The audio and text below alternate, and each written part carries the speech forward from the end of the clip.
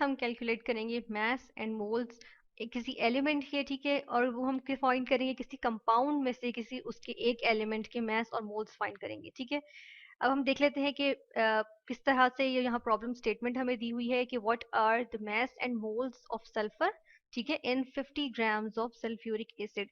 यानी कि sulphuric acid क्या होता है? सल्फ्यूरिक एसिड एक कंपाउंड होता है जिसका फॉर्मूला, केमिकल फॉर्मूला होता है H2SO4, H hydrogen, S sulphur, O oxygen, S यानी सल्फर, ठीक है। तो इसमें से जो सल्फर है हमने फाइंड करना है कि अगर 50 ग्राम्स हमें सल्फ्यूरिक एसिड दे दिया जाए तो इसके अंदर सल्फर के मोल्स कितने होंगे, सल्फर का मैस कितना होगा। अब मैस क्या होता है कि हम अमाउंट को जब वजन के एतबार से मेजर करते हैं तो हम उसको मैस कहते हैं, ठीक है।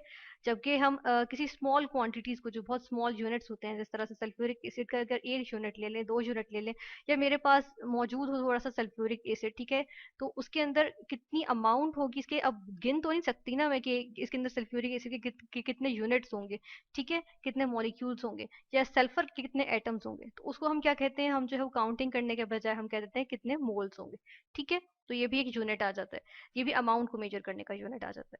तो हम देख लेते हैं कि मैस और मोल्स हम सल्फर के फाइंड करेंगे, ठीक है। हमें गिवन क्या है, मैस गिवन है सल्फ्यूरिक एसिड का, ठीक है, और यहाँ पर हम जो है, यहाँ पर हम ले आएंगे इसका केमिकल, इसका हम जो है वो फॉर्मूला ले आएंगे कि जिसके अकॉर्डिंग हम यहाँ से फाइंड करेंगे।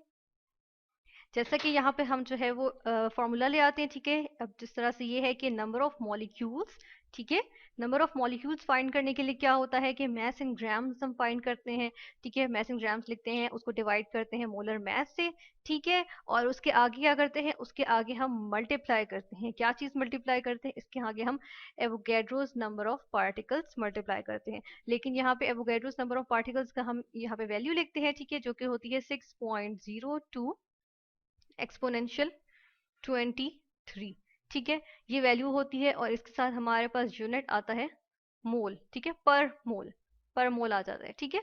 यानी कि पर मोल इतने जो है वो हमारे पास नंबर ऑफ पार्टिकल्स होते हैं, जिस तरह से हम यहाँ मॉलिक्यूल्स कह रहे हैं तो नंबर ऑफ मॉलिक्यूल्स होते हैं, ठीक है। अब अगर सल्फ्यूरिक एसिड की हम इसमें वैल्यूज पुट करें तो हम कह सकते हैं कि मैस क्या आ जाएगा, यहाँ हम साइड पे हम देख लेते हैं कि एम मतलब स्मॉल एम मतलब मैस, ठीक है, वो क्या है हमारे पास 50 ग्राम्स, ठीक है। कैपिटल एम देख लेते हैं, उसको हम कह देंगे मोलर मैस, ठीक है। अब मोलर मैस हम फाइंड कर लेते हैं। मोलर मैस किस तरह से फाइंड किया जाता है कि हम लिखेंगे, पहले इसका केमिकल फॉर्मूला लिखते हैं H2SO4, ठीक है। इसमें से फाइंड करेंगे, H का मोलर मास होता है 1 इंटू 2 करेंगे क्योंकि 2 हाइड्रोजन है तो यहाँ पे 2 आ जाएगा। ऐड कर देंगे नेक्स्ट एलिमेंट का यानी सल्फर का, सल्फर का कितना होता है 32 आ जाएगा।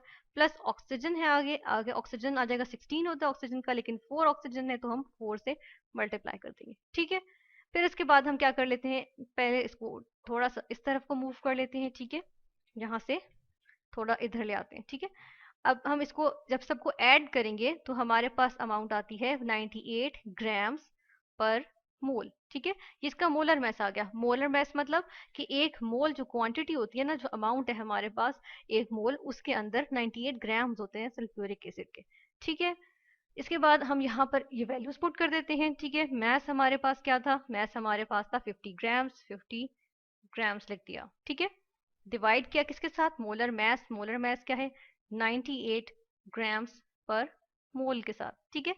मल्टीप्लाई कर दिया किसके साथ, हमारे पास जो एवोगैड्रोस नंबर ऑफ पार्टिकल्स है, ठीक है। यहीं से हम इसको कॉपी कर लेते हैं, यहाँ से इसको कॉपी किया, ये पेस्ट कर दिया, ठीक है। ये हमारे पास इसकी वैल्यू आ जाएगी, ठीक है। अब इसको यहाँ से पहले हम इसके यूनिट्स देख लेते हैं कि ग्राम्स ग्राम्स से कैंसिल होंगे, न्यूमरेटर डिनोमिनेटर, इसी तरह मोल्स जो है वो मोल से कैंसिल आउट हो जाएंगे, ठीक है। बाकी की हम जो है यहाँ पर कैलकुलेशन कर लेते हैं। जिस तरह से क्या मौजूद है हमारे पास 50 है, डिवाइड करेंगे किसके साथ 98 के साथ, ये आया हमारे पास आंसर, उसको मल्टीप्लाई कर देंगे एवोगैड्रोस नंबर ऑफ पार्टिकल्स यानी कि 6.02 एक्सपोनेंशियल 23 से, ठीक है। तो ये हमारे पास जो है वो आंसर आ गया यानी कि 3.07 एक्सपोनेंशियल 23। तो हम यहाँ पर लिख देते हैं कि हमारे पास आंसर आया 3.07 into 10 raise to the power 23, ठीक है। और ये क्या चीज आए हैं, ये नंबर ऑफ मॉलिक्यूल्स आए हैं जो कि 50 ग्राम्स सल्फ्यूरिक एसिड में मौजूद होंगे, ठीक है। अच्छा, इसके आगे हमने तो फाइंड करने सल्फर के, ठीक है ना, सल्फर के फाइंड करने। तो हम देख लेते हैं कि सल्फर का मास और मोल्स फाइंड करने के लिए हम देख रहे हैं कि सल्फ्यूरिक एसिड के केमिकल फॉर्मूला में हम देखेंगे तो सल्फर जो है वो एक ही एटम मौजूद है। ठीक है, हम देख रहे हैं कि यहाँ पर हम इसको मेंशन करते हैं कि हमारे पास क्या यहाँ डेटा मौजूद है कि हमें पता है कि 1 मॉलिक्यूल होगा किसका, ऑफ सल्फ्यूरिक एसिड। ठीक है, यानी कि H2SO4। तो इसके अंदर हम देख रहे हैं कि कितने इसके अंदर जो है वो सल्फर है, एक एटम है। ठीक है, एटम ऑफ सल्फर। ठीक है, एक सल्फ्यूरिक एसिड के एक मॉलिक्यूल के अंदर, ये एक मॉलिक्यूल है ना, इसके एक मॉलिक्यूल के अंदर एक सल्फर एटम मौजूद है। ठीक है, तो हम देख लेते हैं कि अगर हमारे पास 50 ग्राम सल्फ्यूरिक एसिड है, यानी कि 3.07 इंटू 10⁻⁻23 मेरे पास मॉलिक्यूल्स हैं, तो हमारे पास यहाँ पर तब कितने एटम्स होंगे? अगर 3.07 इंटू 10⁻23 मॉलिक्यूल्स होंगे सल्फ्यूरिक एसिड के, इसको हम यहीं से कॉपी कर सकते हैं। ठीक है, यहाँ से उठा लेते हैं इसको, कि अगर मेरे पास इतने ही जो है वो नंबर ऑफ मॉलिक्यूल्स हों किसके, सल्फ्यूरिक एसिड के। ठीक है, यहाँ पर हम मेंशन करते हैं कि 3.07 एक्सपोनेंशियल 23 मॉलिक्यूल्स हो मेरे पास, किसके हों, सल्फ्यूरिक एसिड के, ऑफ सल्फ्यूरिक एसिड। तो हम कह रहे हैं कि एक मॉलिक्यूल था सल्फ्यूरिक एसिड का, तो उसमें एक ही एटम था सल्फर का। तो इसका मतलब है कि 3.07 एक्सपोनेंशियल 23 अगर हमारे पास मॉलिक्यूल्स होंगे तो उसके अंदर 3.07 इंटू 10⁻23 एटम्स ही होंगे ना सल्फर के। ठीक है, एटम्स ऑफ सल्फर।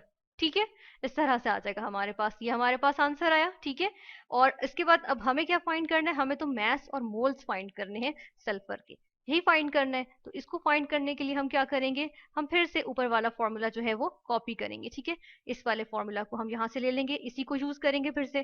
ठीक है, इसको हम पूरे को यूज कर लेते हैं यहाँ से, इसको हम प्रॉपर कॉपी कर लेते हैं यहाँ से। ठीक है, ये इसको हम यहाँ से उठा लेते हैं और हम इसके अंदर अब वैल्यूज पुट करेंगे। अब इसको पहले अरेंज करना पड़ेगा क्योंकि डाटा इसके अकॉर्डिंग नहीं मौजूद। ठीक है, यानी कि हमारे पास अब क्या क्या मौजूद है, नंबर ऑफ मॉलिक्यूल्स मौजूद हैं जो कि क्या है 3.07 इंटू 10⁻23 मॉलिक्यूल्स मौजूद है। ठीक है, और क्या चीज मौजूद है, मैथ हमें नहीं पता। ठीक है, नहीं पता ना, और हमें मोलर मैथ पता है, हमने यहाँ पर भी निकाला था। ठीक है, जब हम सल्फ्यूरिक एसिड का निकाल रहे थे, सल्फर का हमने कहा था 32 है, तो यहाँ से हम 32 लिख सकते हैं। ठीक है, तो यहाँ पर आ जाएगा मोलर मास 32। ठीक है, और मल्टीप्लाई करेंगे क्या चीज, 6.02 इंटू 10⁻23, ये हमारे पास आ गया एवोगैड्रोस नंबर। ठीक है, ये लिख दिया हमने। अब हम क्या कर लेते हैं, यहाँ पर हमारे पास पर मोल है। ठीक है, पर मोल, और यहाँ पर हमारे पास ग्राम्स पर मोल है। अब यहाँ पर क्या होगा, कैंसिलेशन होगी, मोल की मोल से कैंसिलेशन हो जाएगी। ठीक है, और यहाँ पर हम क्या कर लेते हैं, एम को, क्योंकि एम फाइंड करना है, इसको एक जगह रहने देते हैं और बाकी क्वांटिटीज को हम दूसरी साइड पे ले जाते हैं। ठीक है, तो ये इस तरह से हमारे पास कुछ बन जाएगी कि यहाँ पर हम वैल्यूज लिखते हैं कि एम इज इक्वल टू, इसको उस तरफ ले जाएं तो मल्टीप्लाई हो जाएगा 32 इंटू 3.07 इंटू 10⁻23। ठीक है, ये आई वैल्यू। और एक और वैल्यू हम यहाँ पर जो है, सॉरी, यहाँ पे डिवाइड करेंगे क्योंकि यहाँ मल्टीप्लाई हो रही है, इसलिए डिवाइड कर देंगे। ठीक है, तो यहाँ पर आके वो मल्टी डिवाइड हो जाएगी, तो ये आ जाएगी हमारे पास एवोगैड्रोस नंबर। ठीक है, अब यहाँ से हम जो है वो वैल्यू निकाल लेते हैं। इधर हम देख लेते हैं कि क्या है हमारे पास, 32 है, मल्टीप्लाई बाय हम क्या करेंगे 3.07। ठीक है, और ये है एक्सपोनेंशियल 23, एक्सपोनेंशियल 23। ठीक है, इक्वल्स टू ये आया, डिवाइड कर देंगे इसको किससे, 6.02 एक्सपोनेंशियल 23 से। ठीक है, तो इक्वल्स टू आएगा तो 16.32 आ जाएगा। ठीक है, यानी कि मैथ हमारे पास क्या आ रहा है, 16.32 ग्राम्स आ गए हमारे पास, क्योंकि ग्राम्स यहाँ से बचे थे ना। ठीक है, तो ये हमारे पास आ गए ग्राम्स। ठीक है, और ये क्या है, मैथ आ गया, यहाँ पे हम लिख देते हैं कि ये मैथ आया। ठीक है, सल्फर का है, ऑफ सल्फर, एस मतलब सल्फर। ठीक है, अब यहाँ से मोल्स फाइंड करने हैं ना, तो मोल्स फाइंड करना तो आसान है, किस तरह से, कि हमें पता है कि आगे फॉर्मूला क्या होता है, number of moles, n o मतलब नंबर। ठीक है, number of moles is equal to mass. ठीक है, ग्राम्स में हम मैस लेते हैं, divided by molar mass, molar mass. ठीक है, तो यहाँ पे हम जो है वो किस तरह से निकालेंगे, वैल्यूज पुट कर देते हैं, मैस क्या आ रहा है 16.32। ठीक है, ग्राम्स, और मोलर मैस क्या है 32 ग्राम्स पर मोल है, जो हमने ऊपर हमने देख लिया था, ठीक है। तो इसकी हम कैलकुलेशन कर लेते हैं, यहाँ से हम निकाल लेते हैं कि हम कहते हैं 16.32, ठीक है। इसको हम ठीक कर लेते हैं, 16.32 डिवाइडेड बाय 32 इक्वल्स, ये हमारे पास आ गया 0.51, ठीक है, 0.51। और ये क्या है, यहाँ पर हम देख रहे हैं कि फिर से ये ग्राम्स ग्राम से कैंसिल हो गया, मोल डिनोमिनेटर के भी डिनोमिनेटर में था, इसलिए ये ऊपर चला जाएगा न्यूमरेटर में, ठीक है। और यहाँ पे हमारे पास आ जाएंगे मोल्स, ठीक है। तो हम क्या कह रहे हैं कि नंबर ऑफ मोल्स सल्फर के हमारे पास आ जाएंगे यहाँ से, ये हमारे पास आ गए number of moles of sulphur, ठीक है। इस तरह से हमने निकाल लिया कि कितने मोल्स जो हैं वो सल्फर के हमारे पास मौजूद हैं, किसमें, 50 ग्राम्स ऑफ सल्फ्यूरिक एसिड में। तो ये हमने जो है वो फॉर्मूला लगाया कि नंबर ऑफ मॉलिक्यूल्स जो है वो इक्वल होता है mass in grams divided by molar mass into Avogadro's number. और इससे हम जो है वो इस एक फॉर्मूला को हमने 2 दफा लगाया है और हमने क्या निकाल लिया है, हमने जो है वो सल्फर के निकाल लिए मोल्स और मैस।